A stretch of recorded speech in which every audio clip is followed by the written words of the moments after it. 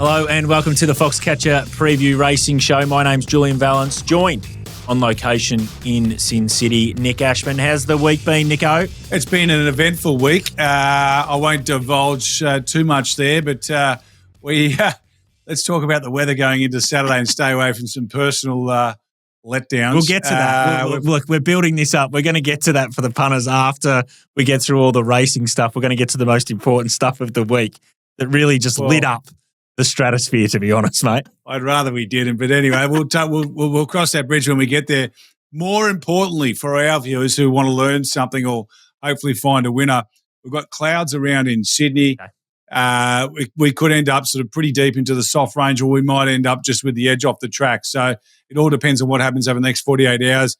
Bet with caution early, particularly if you're backing a horse that doesn't want it too wet.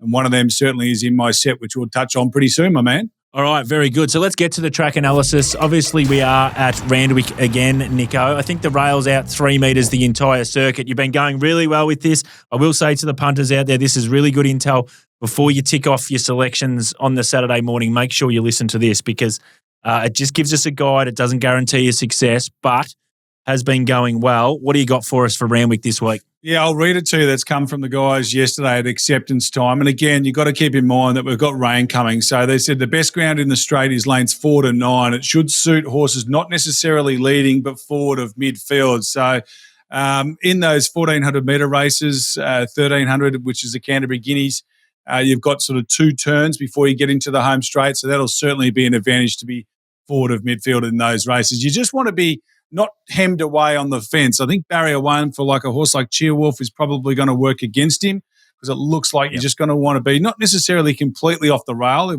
as we have seen at Randwick before, but you just want to be a fraction away from it in the home straight. Okay, so there's the in-depth analysis for how we think Nick Ashman thinks Randwick is going to play. I've got Flemington, obviously Victorian meeting here, big day, All-Star Mile and Newmarket Handicap Day. We go out a little bit further. We go out 5 metres the entire circuit here. Good for, I think we'll get the upgrade early in the day. Really hot conditions sort of Friday and Saturday. So they're going to have to put irrigation on this track, but we know it dries out really well, especially in these summer and autumn months. Intel for the straight. Once we go out a little bit further here, I think outside lanes again for these straight races are going to be majorly an advantage. So look at that. Look, it doesn't mean if you've drawn barrier 1 or 2 you can't get there, but the jockeys are going to have to get to that space as well. So you've got to factor that, I think, into your prices, especially there's a few horses that are short price favourite in some of these races up the straight who've drawn in. The circle, even. Okay, so worse than midfield, good, which is always a positive at Flemington. Leaders just fall off the cliff a little bit when we get to these kinds of conditions, so just be mindful of that. Again, if you get the right setup and the tempo's really soft, leaders are going to be able to win. But just from a POT point of view, they are a little bit a lower percentage play than usual, especially in other tracks. So just mindful of that, but I think overall it will be even at Flemington. That's the track analysis. Randwick, Flemington. Okay, Nico, let's get to the Fox factors. So some things that we look for, and obviously we've got the Newmarket Handicap at Flemington this week, which is up the famous Flemington Straight, 6 furlongs, 1,200 metres. I just want to focus in on straight racing because I think the first point we need to identify for punters out there, and they probably know that themselves, is this in itself is a unique beast. I think straight racing is very unique to probably Flemington. I know there's probably another track in WA that does it as well, but we don't get it too often. Pinjarra. Pinjarra. So there's not a lot of straight racing we see, and when we do see things like that, you do get some outliers or some different variables that you don't usually get in turn racing around Caulfield, Moonee Valley and alike. First point I'd probably make, and I'd probably even let you sort of say this, is that it's a unique beast. What can you relate it to possibly that else we see in the calendar that it's like, that they sort of just live on their own little island, these kinds of things? Well, as you and I discussed before we came on, I think the 1,000-metre races, we say time and time again, going back to even our sectional stars days, Julesy, we used to say 1,000-metre races are won by 1,000-metre horses. It's a real specialist distance. You probably got to wait till you get up to 2,400 metres and beyond before you get into that same specialist zone. There's a lot of horses that can swing between 12, 1,400, 14, 1,600 and 1,600, sometimes 2,000 metres. But 1,000-metre races, you need high speed to win them, generally speaking. And I think straight racing's pretty similar. I'd also throw into the mix there Sandown Hillside. Yep. The 1,000 metres there is probably the closest thing you'll get to a straight track outside of not actually being a straight track. But often horses that handle Sandown handle Flemington as well. So when I'm looking at Melbourne form, I'm looking at horses maybe coming out of the midweeks, progressive types. If they're going to Flemington for the first time, they've had a win at Sandown over the 1,000 metres, I give that a bit of a tick. Yeah, it is a unique beast in that. And look, also a bit of an advantage is if you are trained at Flemington, you get the opportunity to probably do some jump out work up the straight. And no doubt, before the Newmarket and the Lightning Stakes, we see a lot of jump outs that go up Flemington. There's a reason why those good trainers, the Chris Wallers, the Kieran Mars, are putting those horses in those jump outs. It's not just for the fitness factor. It's for actually, hey, this is a little bit unique here. You guys are going to have to get used to it. So, look, I think most horses actually handle it, but there are some horses that I've got no doubt once they get up the straight and have success there, it seems for them to allow to get back to that high number that they can. They might have struggled around the bend at Caulfield or Moonee Valley and they've struggled a little bit. They usually get back to their right number up the straight for whatever reason. Next factor I want to look at here is the track pattern. And we've spoken about this probably for the last 18 months in particular, is there is no doubt middle to wide lanes have been an advantage at Flemington. I will say when it becomes a little bit wet and also when the rail goes from about +8. Now, we don't see that too often, but there are sometimes midweek meetings at Flemington and I'll have the occasional other meeting where we get the Flemington rail +8. Then they can shift back to those inner lanes. But usually as a great guide, when you're looking at the form and it's a straight race, I think you need to be middle to wide lanes as a starting point. Yeah, I tend to agree with you. And I'd also add to that, because there's no rush to get down to the fence going around a bend, no horse is worried about being wide necessarily or without cover. They do try and get cover, particularly if that Westerly is in play. Yep. But what I would say to you is that there's often these straight races can quite often be devoid of pace, more so than races around a bend at other tracks, particularly a track like Rosehill up here in Sydney, where it's almost a hairpin turn into the straight. So what that means is two things, Jules, is one, if you look back historically, for instance, 8 of the last 10 Newmarket Handicap winners have settled in the first 3 at the 600-metre mark. So that gives you a bit of an idea. Even in a big handicap, it's still advantageous to be forward of midfield. But also for those horses that are milers, thinking back to the days of All Silent, who won, I think he won what's now a Cantala. Yeah. And then he ended up being a very good straight horse. Because that pace is out of the race, when you're a miler, the hardest thing to try and get your head across or head around when you're a racehorse, and I wouldn't know that because I'm a human, but in 1,200-metre races is, I can see you twisting your head there, is that early speed. They get shunted out the back and they're outside their comfort zone trying to keep up. In a straight race, you will often see horses that are milers and 1,400-metre specialists performing very well. We saw it with Skybird in the Lightning Stakes. Now, it's because they can get in a straight line. They don't have to worry about being bustled early. They can be held up in their comfort zone, and then they just go whooshka and let down.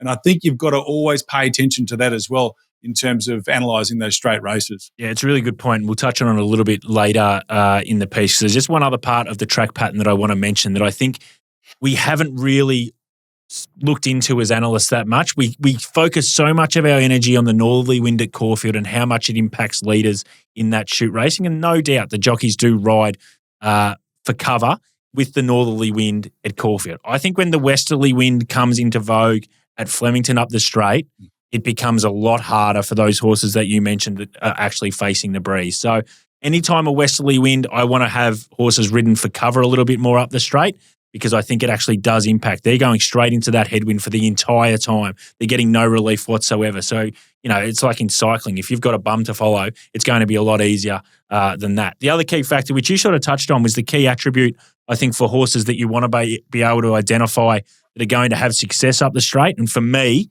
I think first and foremost, it is turn of foot. I love horses with big monster closes up the Flemington straight. The fact that you said, usually around the bend, you might be 15 lengths off on a race in a 1,100 metres or a 1,200 metre race at Caulfield or Moonee Valley. At Flemington, that first 400 metres, usually, there is always outliers to this, it seems to be at a softer tempo.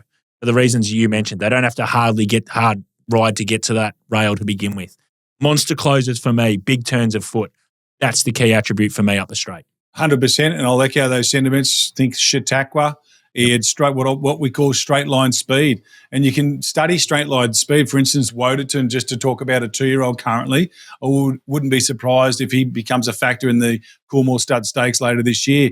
His last 400 metres on debut, forget about last run, he was 3 wide, no cover. We'll talk about this a bit later. But his last 400 metres was an exceptional turn of foot for a juvenile, what he showed on debut. Now, that straight line speed is particularly resourceful when they get down to Flemington. So I'm looking forward to seeing him down there later this year. Absolutely. Okay, so that's the Fox Factors this week. It is straight racing, obviously the Newmarket Handicap, plenty of straight racing throughout the year. So I think there's some important variables there that you need to pay attention to.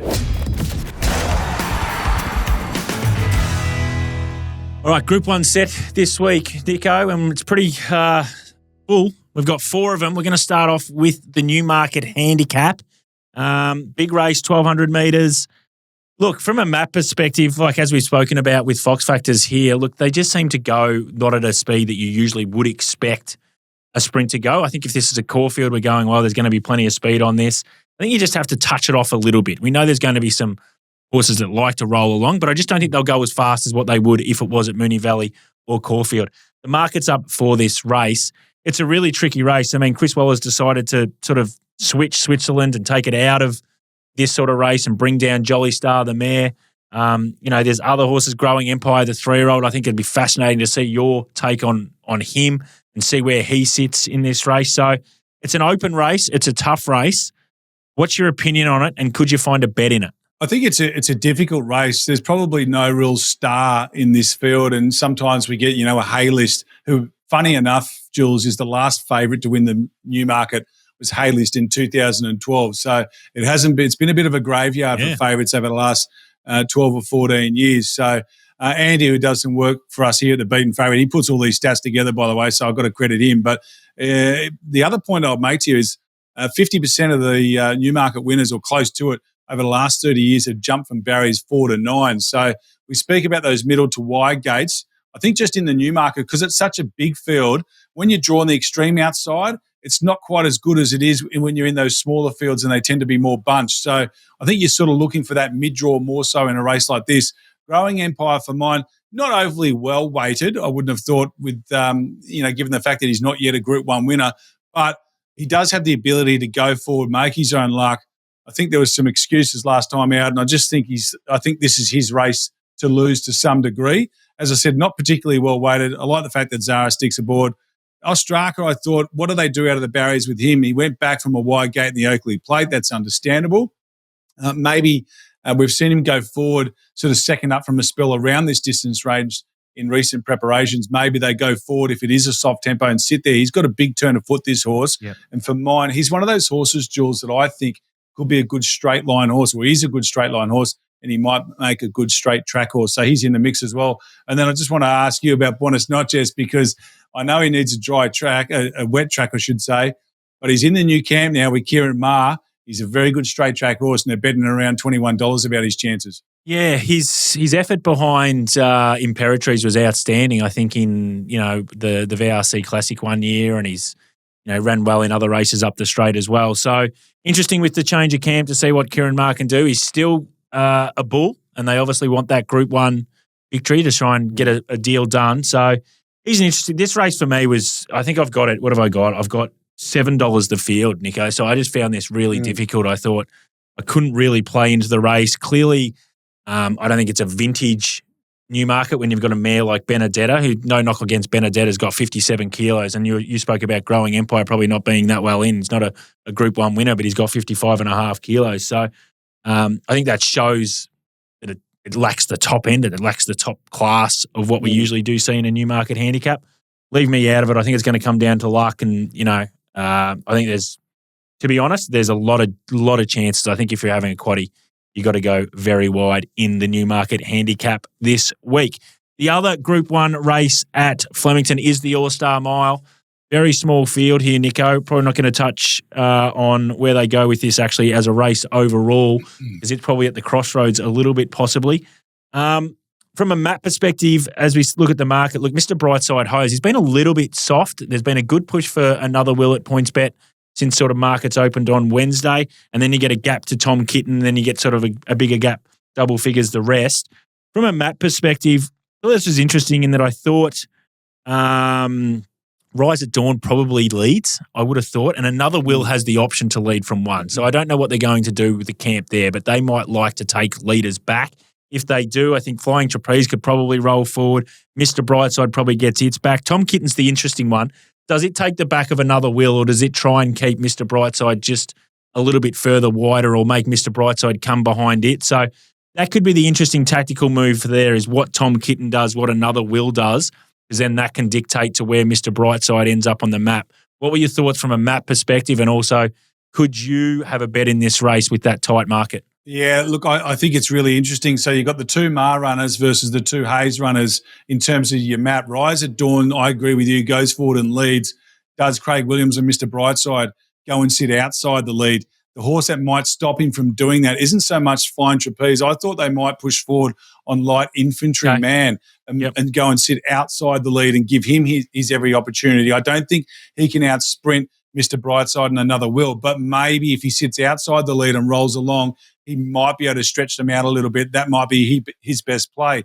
If he does that and Flying Trapeze kicks up and Another Will holds third the fence, Mr. Brightside then has to come back, and that's when Tommy Kitten can kick up and go, nah, you're going to have to go back behind me. That could make things a little bit hairy for him. But I just think that Craig will come out of the barriers and try and sit outside lead, try and cross Flying Trapeze as quickly as possible. Then if Light Infantry Man wants to go right on with it, he'll say, okay, that's fine. You go on with it and go sit outside lead. I'll just sit outside Another Will. So in the first four in running, you'll have the two Hayes horses and the two Ma horses, which will be a fascinating outcome. I can't go past Mr. Brightside. Two reasons. One, I thought he had excuses for being beaten by Another Will. No, they didn't go fast in the Ore, but he just had to do a little bit of work out of the barriers going up around that top turn over the 1400 at Caulfield, which always leaves you a little susceptible late. Another Will beat him on his day. Just looking at the figures now, I do think Another Will's probably in for his best campaign yet. The penny might have really dropped with this galloper, but traditionally he's rated down when he goes up to a mile. He's got to do it 28 days between runs. And I think his best chance in this race is if they run along a bit so he can get off the fence. And maybe if they run along a bit, 28 days between runs, hasn't run a best figure yet at a mile, that might make him a little vulnerable. So I'm with Mr. B here, and I think he'll start a bit shorter than the 250 currently on offer. Yeah, it is an interesting one with the market. Sort of, as you said, there's been a bit of support for Another Will around.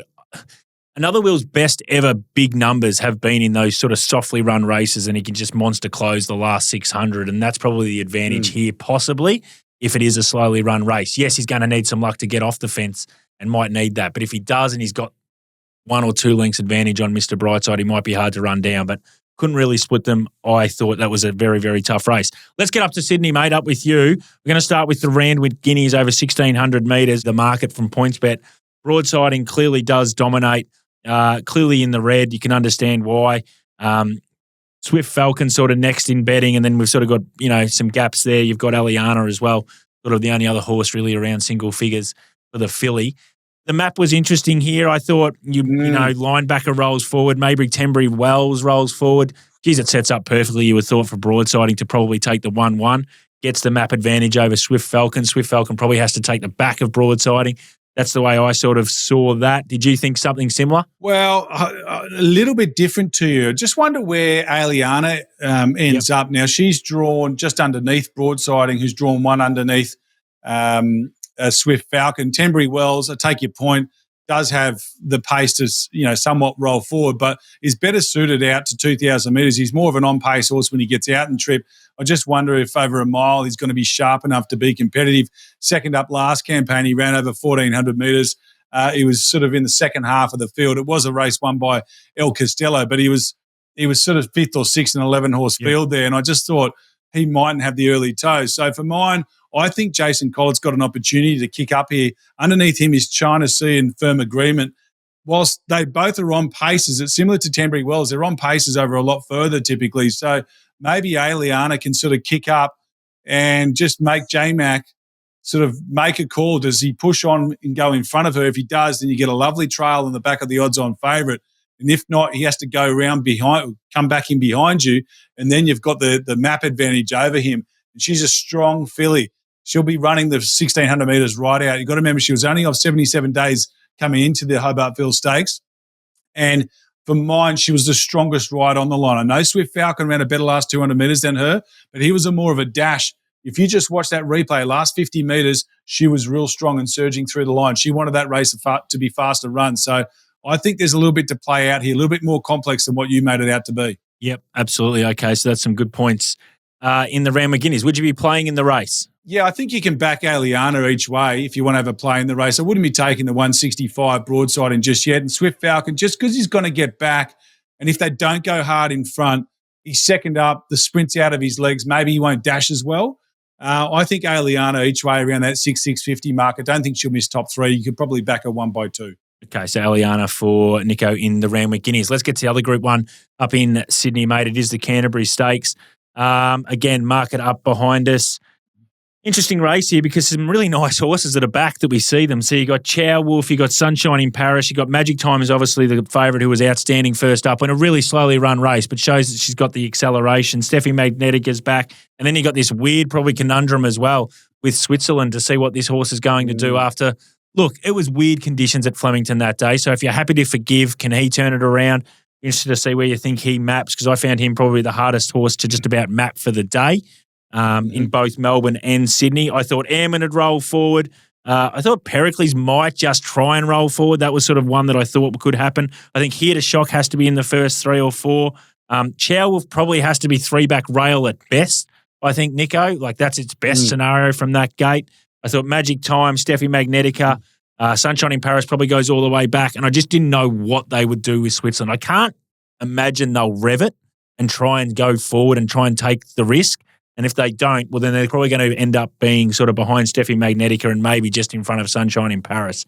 So that's how I mapped it. What did you think how they'd sort of evolve from a map point of view? Look, I think with Switzerland, I agree with you. It's a very difficult one. So I'll just start with Royal Patronage comes across from the outside gate. Now, the 1,300-metre start point, you go straight into a top turn. So they'll be looking to scoot across pretty quickly. So even though there's only one noted front runner, I think this will be fairly genuine run race. Here to Shock's hard fit coming off a Group 1 victory in New Zealand. He's going to push up as well. The best chance he's got of winning this race is to make sure it's run along in a decent sprint. He's not going to outdash some of these other horses, but what he can do is catch them a little new in their preparations and beat them, and that's how he's going to run his race on Saturday, I would have thought. Magic Time, now, for mine, she settles forward of midfield. Got to remember she's coming out of one of the slowest run 1,200-metre races we've got on our database first up. So they don't want to use her up too much early because she might be vulnerable late at the 1,300 second up from a spell. Airman, I reckon, is her biggest problem. If he kicks up and keeps her out, then she might, if Cheer Wolf can kick up again, maybe they can keep it 3 wide. But I would have thought Airman comes across and grabs the back of Here to Shock, and Magic Time sits on her outside. I think Switzerland, Julesy, I think they've got to go back on him. Yeah. He's a colt. He's worth a bit of money. They'd rather have him closing off a 3rd or 4th, freshen him up, go back in distance to the 1,200 metres of the TJ Smith in a few weeks' time. I think one thing we learned about Chris Waller watching Woderton a couple of weeks ago is when he's drawn wide, he's happy just to take his medicine and go back, knowing that there's other races this horse can win. Sunshine in Paris, real shame they didn't draw a gate with her. I think she could have won the race. She still can, but I think she'd be I would have backed her in to start favourite in this race if she'd drawn barriers 4 or 5. She's electric first up. They just have to take the medicine with Sunshine in Paris, don't they, first up? They just have to go back and just see what happens. If it evolves and that she can get over the top of them, that's great. But there's no way they're pushing the button here, I would have thought, and try to be aggressive from that gate. No, absolutely not. And look, the other thing is if they go back and, give her an easy time out the back, then her second up run, she's still going to have plenty of freshness in her legs. So it might almost seem like her first up run to that mare, and we know how good she is fresh. Would you play in the race at all, mate? Look, I think if you're going to have a bet, Magic Time, and you could just back Sunshine in Paris, but I'd probably sort of be going that sort of top flight waiting on the day. I think you'll get better than $657 around town, and just sort of pray that Chad Schofield can weave a passage and get through them. We know she's very good, and if she doesn't win, she's going to be that horse you go, oh, gee, she was unlucky. If she draws a gate, she probably wins that race. The other one I want to mention to you, Julesy, who does draw well, has got oodles of ability, but we haven't seen him for a long time, is Militarized. Yeah, now, he's you're going to mention him. off almost 12 months. A valuable horse. He's been gelded since we last saw him. He's a Group 1 winner, isn't he? Yeah. He's a 3-time Group 1 winner, and they've elected to geld him. which is a massive call. Now, first up last campaign, he ran in the Apollo Stakes. This is last autumn, and he was second to a horse called Fangirl. What price Fangirl in a race like this? Yeah. I think she'd be pretty short, mate. So I'd be keeping a real eye on him. He's around $18, $19. If you want to just take the gamble, have a few peanuts on him now. And just if he could easily start $11 or $12 in this race with his form. But just being off 12 months, it's more than likely he's going to drift. My play in the race is just to sit back and have a look at the money on Militarise. If it's there, I reckon you've got to have something on him. Okay, so there's some good intel from Nick Ashman for the Canterbury Stakes. That was the Group 1 set. There's a bit in it, punters, but we think that's helpful. Righto, Nico, let's get to your New South Wales set for Randwick this week. 2 from 3 last week, so you shot the lights out. You were very strong there. Can we keep the momentum going? Kick us off. I think you got one in the first. Yes, I do. Race 1, we got Herb. This is a horse that has had a couple of dry tracks in its last 2 runs. It's a real noted wet tracker, and with a bit of rain around, the track's already in the soft range. I think he gets his chance on Saturday afternoon. Gets a nice middle draw. He should posse around midfield. He gets his chance to finish off in the opener. He's around that $18, $19 mark. He's one to kick off our day on an each-way basis. Go forward now to race 4. This is my best bet for the day. It's Wodenton. What he did on debut is a sign of a very good horse. And there hasn't been a 2-year-old so far this season that stood up and put his hand and said, I am the standout 2-year-old. I reckon he'll be the one on Saturday. He has to win. If you have a look at the order of entry for the Golden Slipper, he probably has to win this race on Saturday to absolutely assure himself of a start in the big $3.5 million grand final. So I want to be on Wodenton this weekend. I'd be snapping up that 230 and I'd be going pretty hard on it as well. I think he's a real good bet. And then a little later on in the day, the Lucky Last. Now, here's a horse that we identified on the review show. I think we spoke about commemorative. You might remember, Julesy, I said if she goes to We Own a Girl, then you want to be on her. I think that's her race. And having done the form, I'm definitely sticking with her. I don't want the track to be heavy, so you could wait and back it Saturday afternoon. So long as it's a soft 6 or drier, geez, I think she'll be tough to beat. She ran some of the best late splits of the day. She ran the fastest last 1,000 metres of the day first up after missing the start and had to make a run back along the inside. It was the inferior going, no doubt about it. She's got a wide gate, which suits this mare big time. The other one in the race that you've got to have a couple of peanuts on as well, not as many, maybe 2 or 3 peanuts commemorative, 1 or 2, is number 8. She's an A-lister. She didn't have the race shape to shoot last time out, but still ran really good late splits. The first up run was dominant. She goes even better on a wet track compared to her 2 dry track runs so far this preparation. So race 1, number 6, race 4, number 5, and race 10, numbers 4 and 8. Beautiful. So you, son. There's a few peanuts being thrown around there, and as they say, you pay peanuts, you get monkeys. So that's Nick's New South Wales set, punters. All right, let's get to my set, which obviously will kick off at Flemington. I found this day really tricky overall. So we're going to start in race 3. And this is a really even race. And we've got a short price favourite. But I'm happy to be with the 14 Prince Zero each way. It's sort of double figures. Now, he's had 2 runs back for the prep. And they've been, you could probably suggest, on racebook form, ordinary. Last start, though, there was that massive westerly wind. You just did not want to be the horse that was leading the horses up in the straight, and Prince Zero was exactly that. Bossy Nick came off their back and ran the best last split of the day by far. I just thought that's a total forgive. We go back last prep, which is not that long ago with this horse. This horse was running second to the Black Cloud, was running second to Right to Party. Big numbers as a 3-year-old. Gets back to those figures. We spoke about straight racing. If we can get back to those figures, that wins this race or is highly competitive. I think the price is too big, Prince Zero. I'm taking it on trust, 3rd up, ready to rock and roll. I like the outside barrier, want to be with it. Race 4, number 6, falling into her again. Again, this is a bit of a forgive job. Last start, Fancify. She starts $2.30. She was 2nd up. She came off a 1st up run behind She's Bulletproof, which went through the roof. 2nd up, she starts 2:30, 1,400 metres Flemington. She runs straight into Cyclone Alfred. That conditions of race 4 was just absolutely mental. So I'm forgiving. Back to a dry track, back to beautiful conditions. She can lead from that wide gate.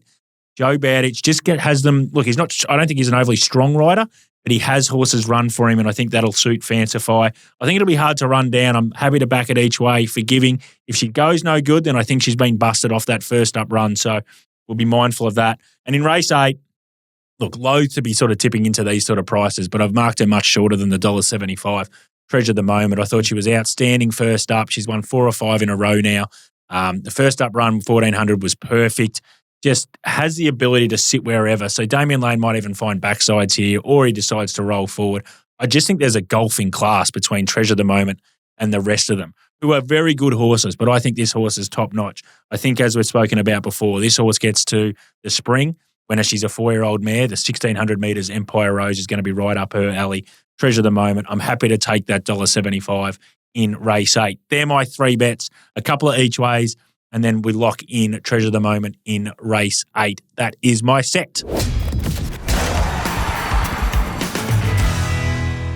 Okay, snap or don't snap here, Nico. So just some horses that we think we can either hold. You don't have to take the price offered by PointsBet right now, or you should be snapping and taking the price right now with PointsBet. You've been going really well with a couple of those snaps. They've been firming right up. I'm going to start with Flemington because I've got 3 horses here. My temptation in race 3, had 3 runs and been big numbers, good horse. 1,100 metres, first up, drawn gate 1. I'm purely just taking on, I think the market at some stage is going to take on the gate 1. I've got no doubt that it's probably going to be the best horse in the race coming out of it, but $2.60, $2.65 for me at a price point. I just think you're going to get better punters, so just hold off on my temptation. Race 6, this horse, Caulfield Cup winner. He was outstanding winning first up. Look, he's got 59.5. I don't think that's going to beat him. Just a dry deck Flemington. $4, $4.20 about Duke de Sessa. I think you're going to get a better price. At some stage, the market has to take this horse on. I think you'll get better than that $4. And in race 7, in the All-Star Mile, I've just got Mr. Brightside short, another Will very, very close. Big gap. I know his horse is around $4.80, $4.60. Tom Kitten, he had no luck, but I thought that race didn't rate that well compared to the another Will, Mr. Brightside rating. If they get back to that rating, I don't think this horse has got it in him.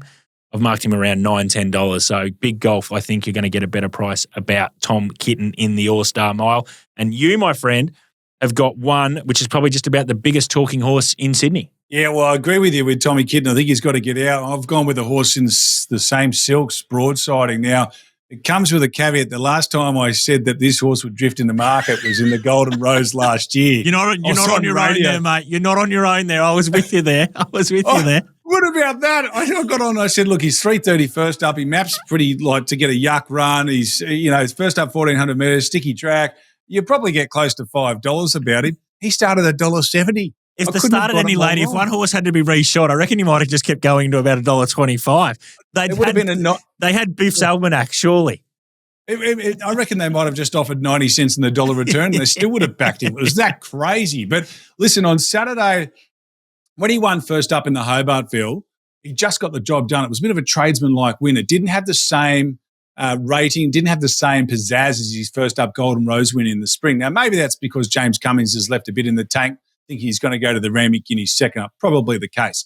But Swift Falcon was better over the last 200 metres. Yep. And I thought Aliana was very good as well in that race. And I just think both of them can beat him. I think that what we learned on the Hobartville is that broadside is still the best of the 3 of them at this point in time, but the gap's maybe not quite as big as we thought it was that day. And I just think the $1.60, I reckon you'll get closer towards the black figures about him on Saturday afternoon. I don't know if you'll get black figures, but you might get 180, 185 at one point. Beautiful. Okay, so that's the snap or don't snaps for this week at Randwick and Flemington.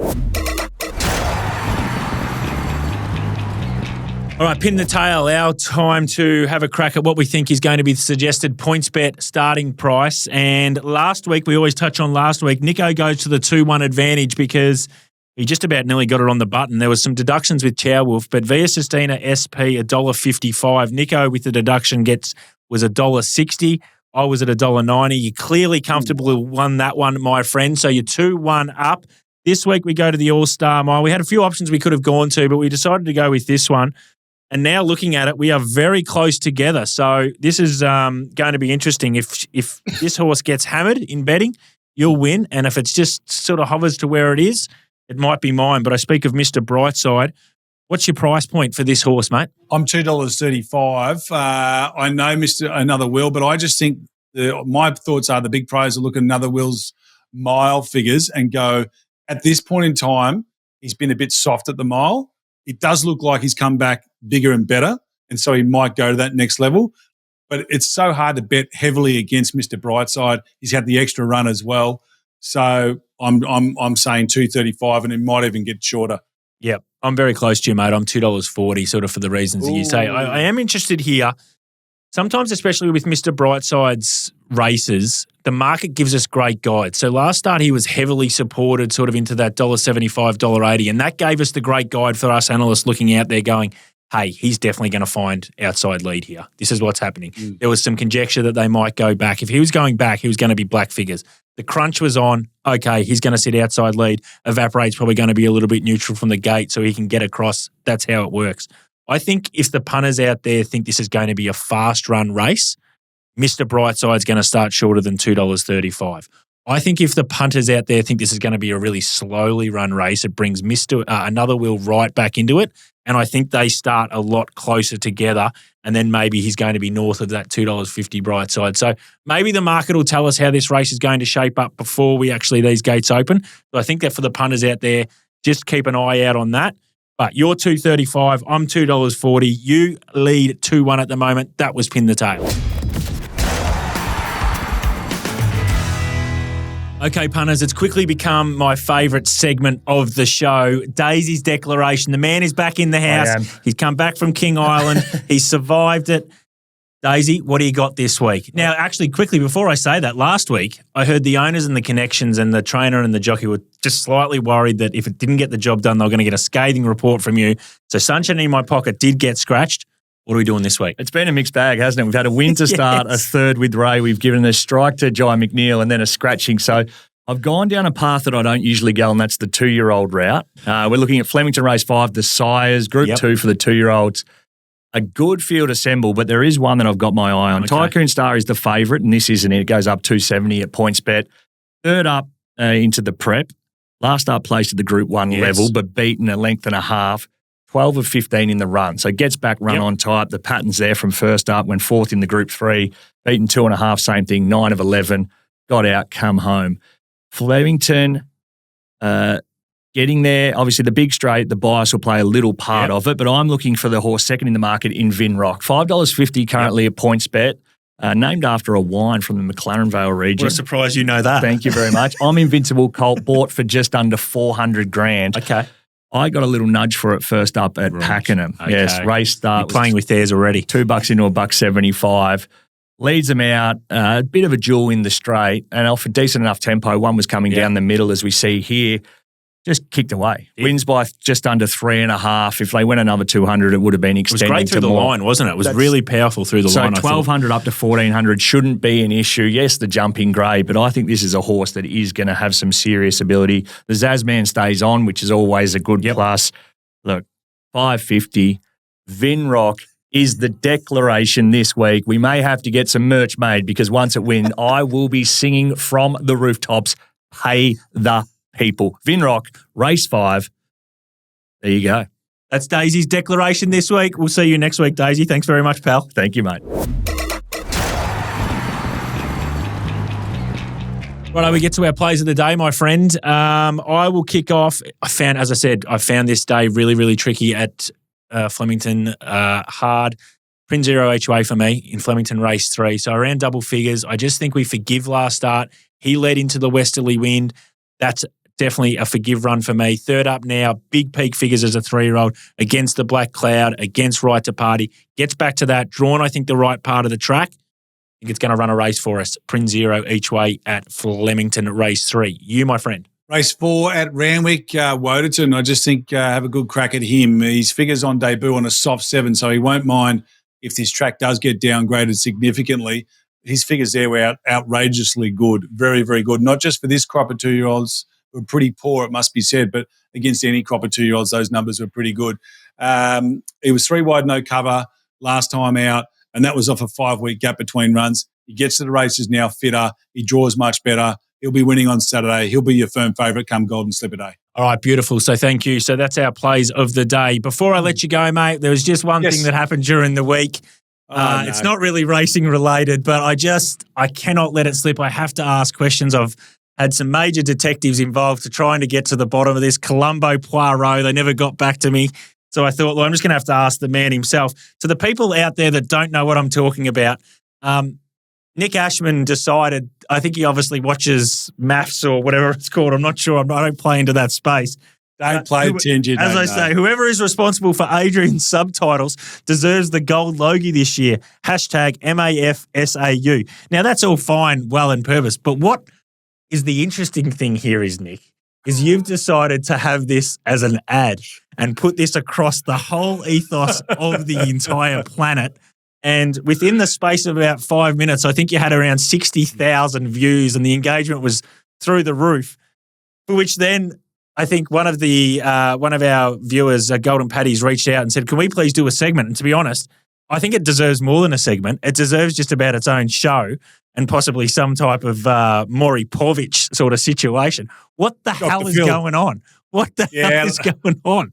Look, it was probably one of my all-time embarrassing moments. And you've had a few. Had a couple.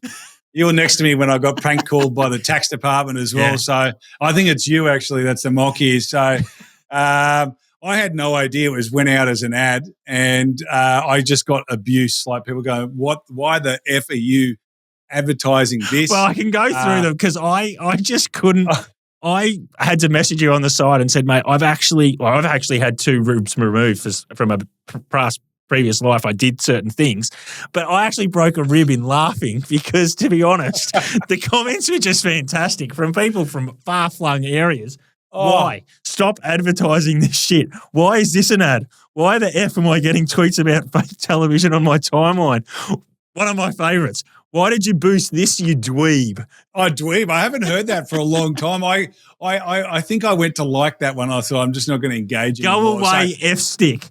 Then this is my favourite from Uncle Clacker, who's obviously a quality guy.